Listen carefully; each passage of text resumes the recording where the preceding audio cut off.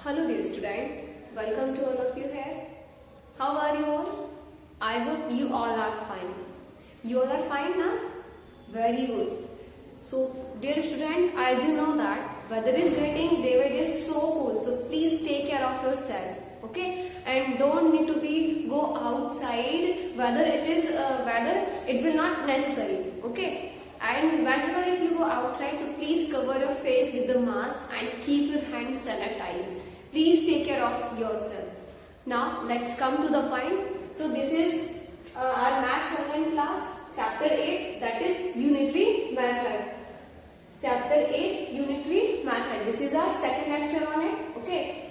First lecture I already take it, है ना? And in the last lecture I clearly taught you about the unitary method. Okay. So if you want to know it in brief, so for that you have to visit the last lecture. Last video you have to visit at least once, because there I taught to you by the practical. Okay, I taught you by the practical what is unitary method and why it is necessary and why it is very helpful in our daily life. All right. There I taught you by the one practical and by one story. So there was two examples. There were two examples. So for learning about unitary method, I think you should visit at least once the last video. Okay, this is the second lecture on it. So let's continue. So as I told you that we will meet here with more examples. So as you can see here, I wrote here two questions. Okay, two types of questions. So by these two types of questions here we will learn more things. So basically I taught you that you have to just remember the trick. Okay, and the trick is whenever you have to calculate from many to 1. If your question have many values and if the question is asking about the many again, so you have to go by these two steps. Okay, by this method. The first step, you have to calculate the value for 1, many to 1 by the division, and further you have to calculate the value for many, so you have to go from 1 to many by the multiplication. So if the question have many values and it is asking about the again many, so you have to go by these two steps. First you have to do the division for calculating one value, and then for again calculating for the values you have to do the multiply. Suppose if any question have only one value and the question is asking about the many, so don't need to be worried. You can see the structure, but if you will learn this structure clearly now, so this structure really very helpful for you any types of questions based on the unitary method. Okay, if the question have only one value and it is asking about the many, so for that you have to do multiply. All right. Or in other case, if the question have many values and it is asking about the 1, if the question have many values and it is asking about the 1, so for that you have to do the division only. But if another type of question, if the question have many and it is asking about the many, so in that situation you have to follow these two steps. Okay, I hope you all understood well why am I writing and am I telling here about this. Okay, now come to the example. So let's see the question. Question is, the cost of one book is 40. The cost of one book. Whenever you read the question, so read the question very carefully. What is the question saying? Okay, so you have to focus here. The cost of one book is 40 and find the cost of 23 such books. So now you can see here the question already given the value for 1. The question have already value 48 for one book, and you have to calculate for many. You have to calculate the cost of 23. It is many, right? So for that, what should we do here? As I taught you, let's see the structure. The question have given the value for 1 and we have to calculate for many. So for calculating the values of many from 1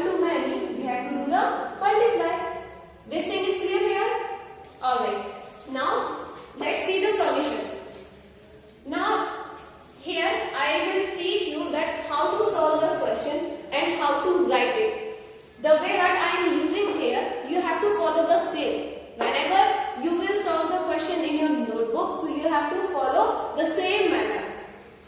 So, how can we write these things? So, dear student, these things are already hidden in the question. The words that I wrote here, all words are hidden in the question. You have to just find. So, how to find here? Let's see. The question is saying the cost of one book is 48. So, now you can see the first data 48. Our first data is 48. So, how to write? You have to write first if the cost of one book. You can see these words. The cost of one book. These are already given in the question. The cost of one book. So, write here first if the cost of one book is equal to how much? Rupee 40. How much? Rupee 40. This is the first data. Now we have to calculate for 23rd. So write here then.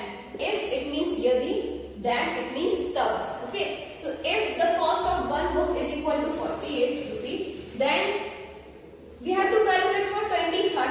So copy the same method. Okay. But just change the value. Here we wrote here 1 and here we have to calculate for 23rd. So just change the number. Rest thing will be same. So then the cost of 23rd such books, because the question is asking about the 23rd such books. So that's why I wrote here then the cost of 23rd such books is equal to. So as you can see here we have to multiply, right? So rupee 48 will be multiplied by 23. Rupee 48 will be multiplied by 23. I hope you all know, I hope you all understood well how to multiply these digits. So when you will multiply these digits, so your answer will be come like rupee 1104. Okay. Now you can see here, I put all the sign in same manner. So whenever you will write or you will solve the question, so your all sign put in a particular manner. Okay, एक के नीचे एक particular manner. And if the line is so large, if your line or your data is so large, so cut it and write the rest data in another line, but your sign will be in the same manner. Is that clear? This is the way of writing. Now, I am going to repeat this question again. The question is saying the cost of one book is rupee 48. So the value is given for 1. So let's write here if the cost of one book is equal to rupee 48. Now we have to calculate for many. It means that we have to calculate for 23rd. So then the cost of 23 such books is equal to, what should we do here? We have to multiply. So 48 multiplied by 23, it will be like 1104.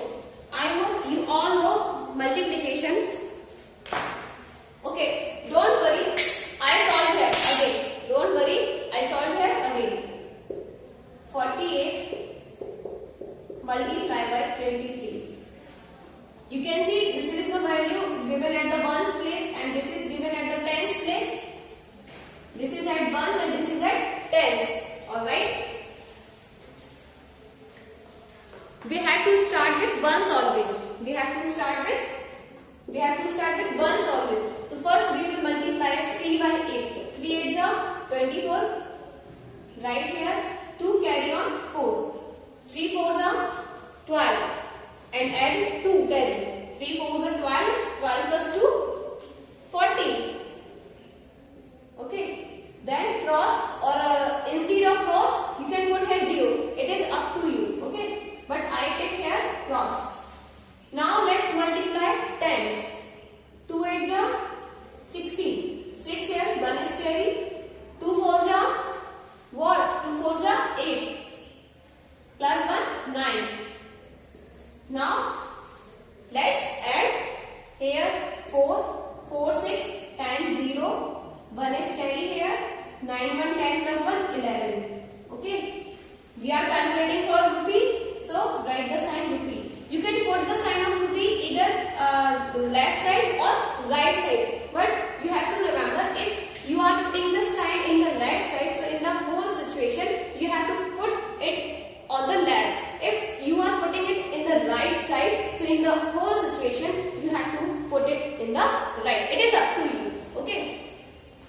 So I hope you all understood well this first question. Alright. This is the first case. Okay. Now come to the another one.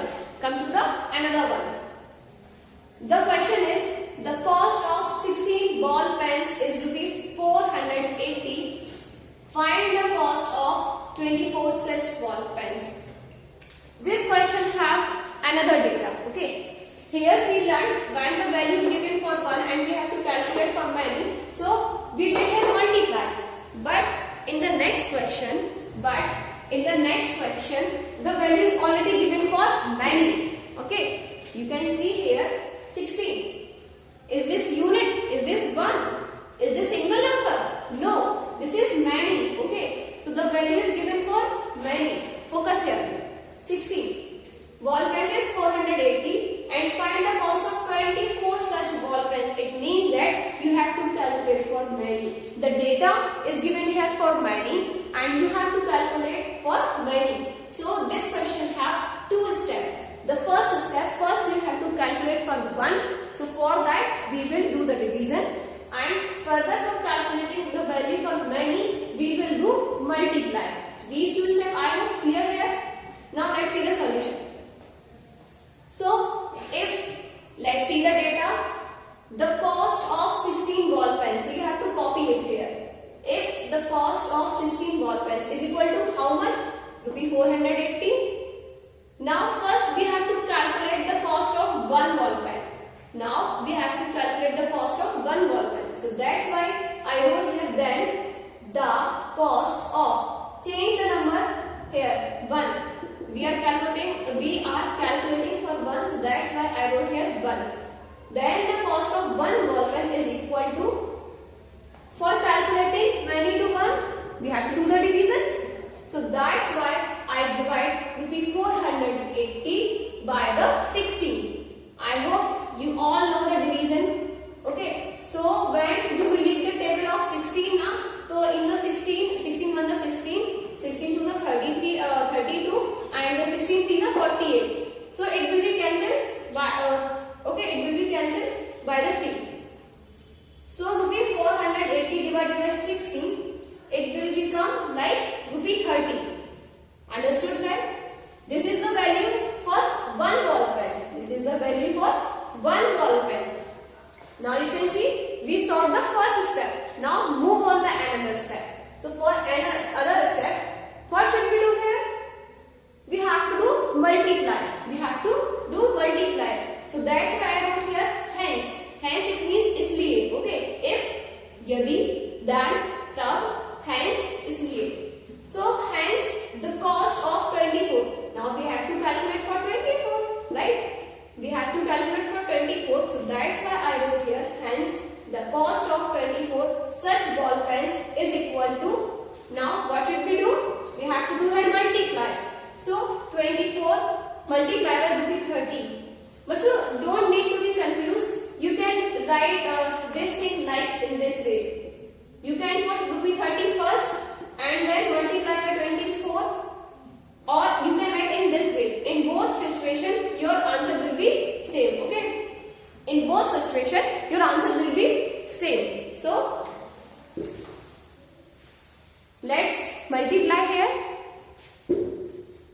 So hence the cost of 24 such ball pens is equal to 24 multiplied by rupees 30. So when you will multiply these two things, your answer will come rupees 720. Okay, it is very easy. As you can see here, 1 0 put it here and multiply 24 by 3. So it looks like that.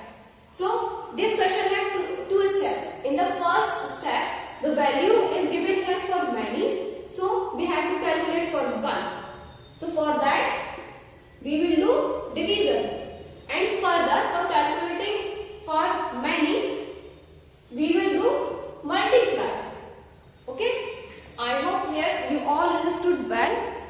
I will repeat the trick here. You have to just focus on this one. Okay, for many to 1 do the division, and for 1 to many do the multiply. If you will learn or you will understand it well, then the question is very easy for you. Okay.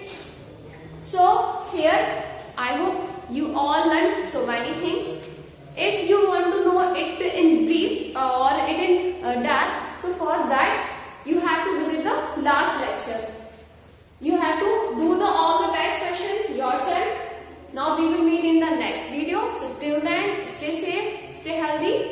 Bye.